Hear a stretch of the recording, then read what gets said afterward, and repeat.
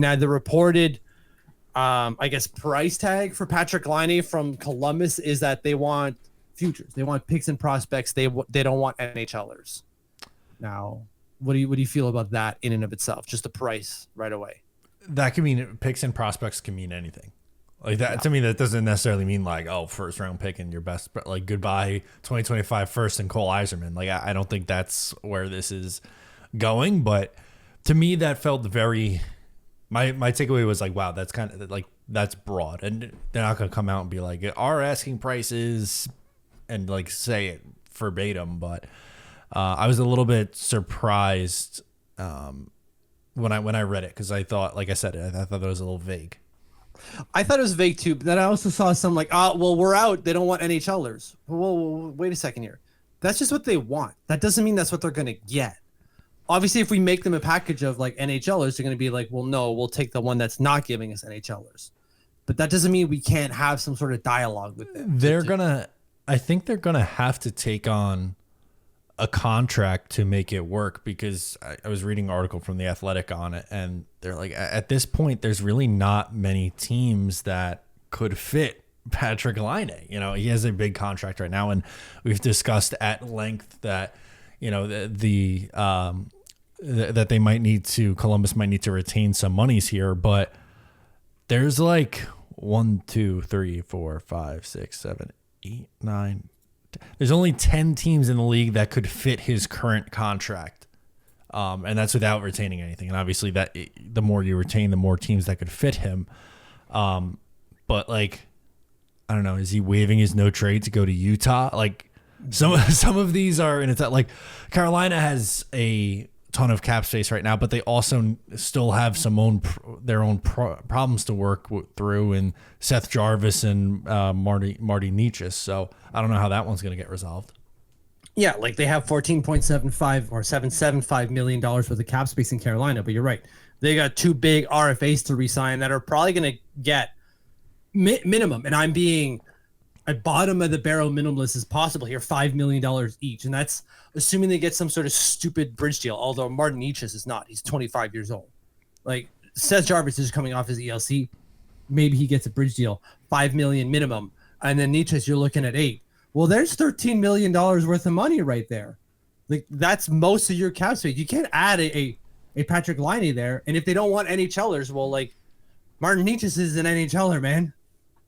Right, exactly. So I again, from their side of things, I don't know how they expect to move him and again not take anything back. Like I think it would have to be picks, prospects, and also like an NHL guy. Yeah, because you're right. Like if Patrik Laine is on what's his cap hit? $8.7 million this year and next. And does he have any signing bonus money? $2 million, not a ton of signing bonus money there. But you're going to ask a team to take on $8.7 million this and next and not take away any of their own cap hit. And as like you said, most teams need to do some sort of cap maneuvering here. It's actually 9. I didn't realize it was 8-7. Boston's at 8-6, so they don't count. So that would be only 9, not 10 teams. Right. And that's not what we haven't gone through those teams to see where they're like what other obligations they got. As you mentioned earlier with Carolina, that being one of the 9, they've got at least, well, as we said, probably $13 million worth of cap tied up in futures and RFAs. Well, like that already reduces the list from 8 to we're now down to 8, probably going down to 7 based on some of these other teams. And that's assuming they're not on his list. Right. And then you got like, does he want to go to Calgary, Anaheim, San Jose, or Montreal? And Columbus. And Columbus is also one of those that they're not going to trade him to themselves. So that's another one off the list. Oh, man.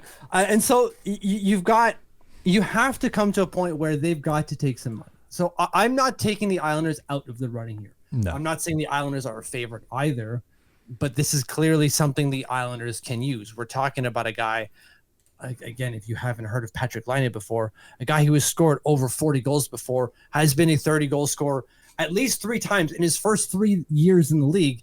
And if you pace out his 4th year in the league, 28 goals over 68 games, I'm pretty sure that's going to be over 30, right? 8 over 82, 33.7. Round that up to 34. His first 4 years in the league. and then it kind of fell out from there. But even then, in those last couple of years in Columbus, 26 in 56 over 82. That's a 38 goals a pace. 22 over 55. That's 33 goal pace. This guy's a 30 goal scorer no matter what, even if he's not feeling it. Exactly, and that's what I was gonna say.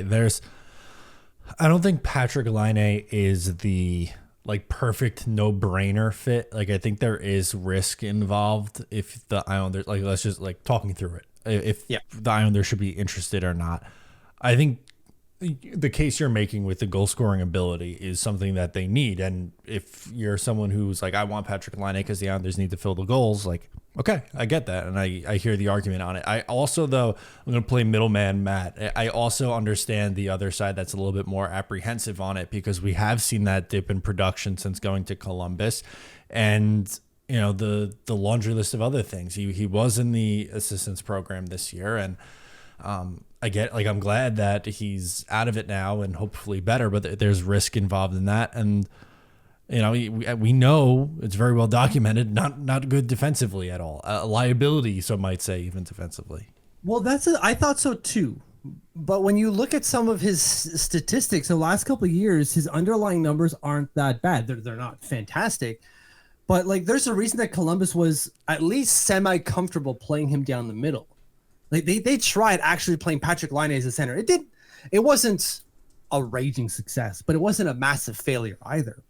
And his production is Columbus. He's an 80-point player on average, minus last year where he only played 18 games. Still scored 9 points in those 18 games, averaging 15 and a quarter minutes there. But in the first couple of years in Columbus, he's getting 80-point production. And again, more than 30 goals on pace for.